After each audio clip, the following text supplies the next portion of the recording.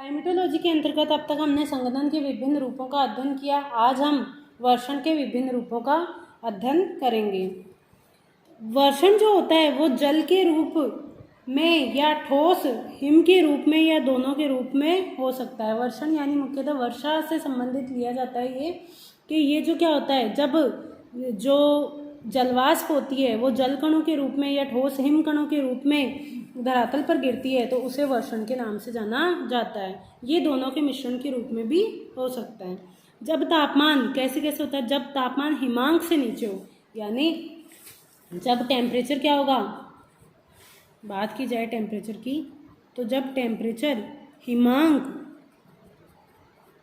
से नीचे हो अर्थात 0 डिग्री सेंटीग्रेड से नीचे हो, ड्यू पॉइंट क्या होगा यहाँ पर 0 डिग्री सेंटीग्रेड से कम, तो क्या होगा, हिम वर्षा होगी। ठीक है, स्नोफॉल जिसको हम बोलते हैं। तो क्या होगा, जैसे ही 0 डिग्री सेंटीग्रेड से कम होगा तो आर्द्रता जो होगी, जलवाष्प, अतिरिक्त जलवाष्प, वो हिमकणों के रूप में रूपांतरित हो जाएगी, तो इससे हिम वर्षा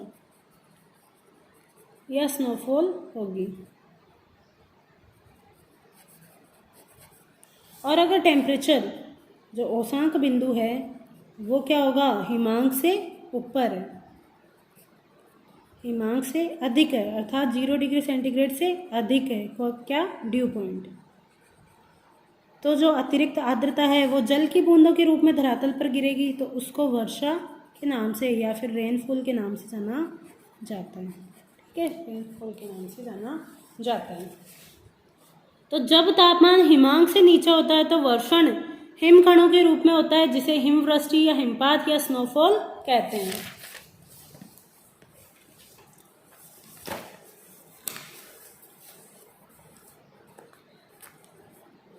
जल वृष्टि व हिमवृष्टि के मिश्रण को सहिमवृष्टि या स्लिट के नाम से जाना जाता है। जब धरती के पास वाली हवा की परत का तापमान हिमांक से ऊपर हो तो ऐसी परिस्थितियों में सहिमवृष्टि होती है। जब बर्फ की कड़ी व बड़ी गोलियों की बौछार होने लगे तो इसे हैल या फिर ओलावृष्टि के नाम से जाना जाता है। ओले में बर्फ की कई सेकेंडरीय परतें पाई जाती है। जब वर्षा की बूंदें अत्यंत सूक्ष्म, सघन व समान आकार की होती है और वायु प्रवाह की दिशा में उड़ती हुई प्रतीत होती है तो ऐसी वृष्टि को ड्रिजल के नाम से जाना जाता है। तो ये वर्षा के या वर्षण के प्रकार हो गए। तो पहला प्रकार है स्नोफॉल, दूसरा प्रकार है रेनफॉल और तीसरा प्रकार क्या होगा, जब वायुमंडल में टेम्परेचर की विभिन्न परतें पाई जाएगी तो जो वर्षा होगी वो मुख्यतः कैसी होगी, जब स्नो, हिम प्लस जल दोनों के रूप में आर्द्रता धरातल पर गिरेगी तो इसे स्लिट के नाम से जाना जाता है। ठीक है, और जब वर्षा की बूंदें क्या होगी, बूंदें समान आकार की होगी, इक्वल होगी और बहुत ही छोटी होगी, तो क्या होगा, जैसे ये छोटी होगी, ये जिस दिशा में हवा प्रवाहित हो रही है उधर की ओर प्रवाहित होने लगेगी तो इसको ड्रिजल के नाम से जाना जाता है। तो ये सब वर्षण के प्रकार हैं। एक, जब बर्फ के सेकेंद्रीय परतों वाले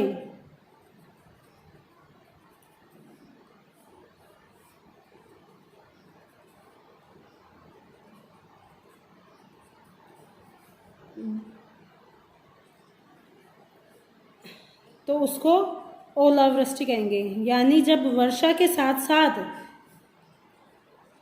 जब जल के साथ साथ बर्फ के सेकेंडरी परतों वाले छोटे छोटे गोले भी धरातल पर गिरेंगे जिनको ओलों के नाम से जाना जाता है, हैल कहते हैं, तो उसे ओलावृष्टि के नाम से भी जाना जाता है। ठीक है, तो ये वर्षण के मुख्य प्रकार हो गए, snowfall, rainfall, sleet, drizzle, hail. ठीक है, अब नेक्स्ट हम पढ़ते हैं वर्षण के प्रकार, वर्षा के प्रकार।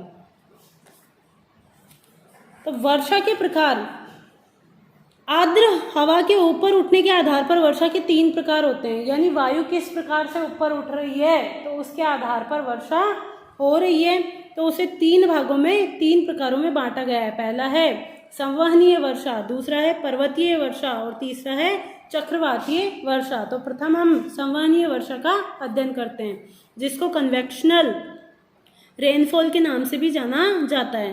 तो धरातल के अत्यधिक गर्म होने के कारण वायुमंडल में उत्पन्न होने वाली संवहनीय धाराओं से होने वाली वर्षा को संवहनीय वर्षा या कन्वेक्शन रेनफॉल कहा जाता है। जब धरातल के अत्यधिक गर्म होने के कारण वायु गर्म होकर ऊपर उठती है तो वायु का शीतलन शुष्क रुद्रोष्म तापहास दर ड्राई एडियाबेटिक रेट जो होती है 10 डिग्री सेंटीग्रेड प्रति किलोमीटर की दर से होता है, जिसके कारण वायु संतृप्त हो जाती है, सैचुरेटेड हो जाती है और जलवाष्प का संघनन होना प्रारंभ हो जाता है, जिससे वर्षा प्रारंभ हो जाती है। संघनन के कारण गुप्त ऊष्मा मुक्त होती है और वहां की वायु को पुनः गर्म करती है, जिसके कारण वह पुनः ऊपर उठती है और अधिक संघनन होकर वापस वर्षा होती है। तो जो संवहनीय वर्षा होती है वो अल्पकालिक होती है, मूसलाधार होती है। मूसलाधार क्यों होती है? क्योंकि तीव्र गति से हवा ऊपर उठती है और इसके द्वारा मेघाच्छादन की न्यूनतम मात्रा से अधिकतम वर्षा प्राप्त होती है।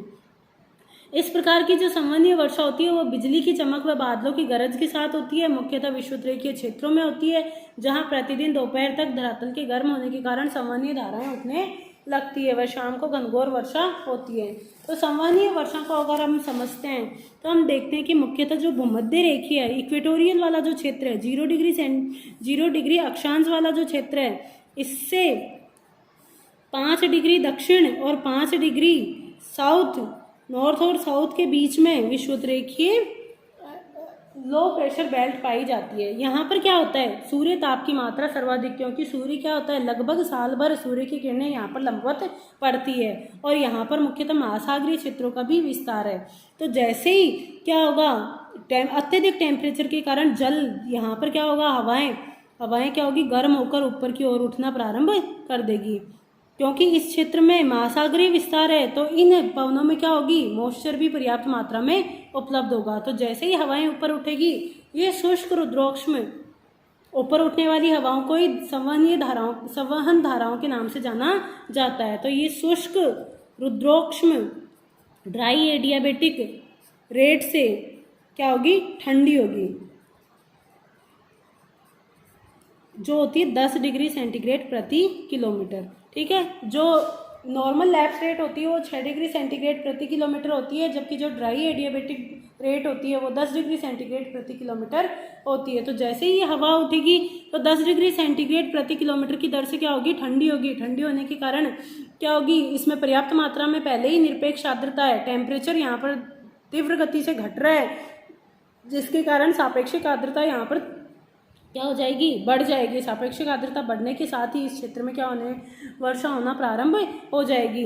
और जैसे ही वर्षा होगी यहाँ पर संघनन की गुप्त ऊष्मा रिलीज होगी, जिसके कारण हवा गर्म होकर और अधिक ऊंची उठना प्रारंभ हो जाएगी। तो उस और अधिक ऊपर उठने के कारण वापस निरपेक्ष आर्द्रता कम होने के बावजूद जब और ऊपर उठेगी तो सापेक्षिक आर्द्रता फिर से बढ़ जाएगी और लंबे समय यहाँ पर क्या होगी, तीव्र मूसलाधार वर्षा होगी। तो ये जो देखा जाता है मुख्यतः भूमध्य रेखीय क्षेत्रों में प्रतिदिन शाम को देखा जाता है। भूमध्य रेखीय क्षेत्रों में हर दिन शाम को संवहनिक धाराओं के द्वारा वर्षा होती है, इसलिए इसे भूमध्य रेखीय वर्षा या संवहनीय वर्षा के नाम से भी जाना जाता है।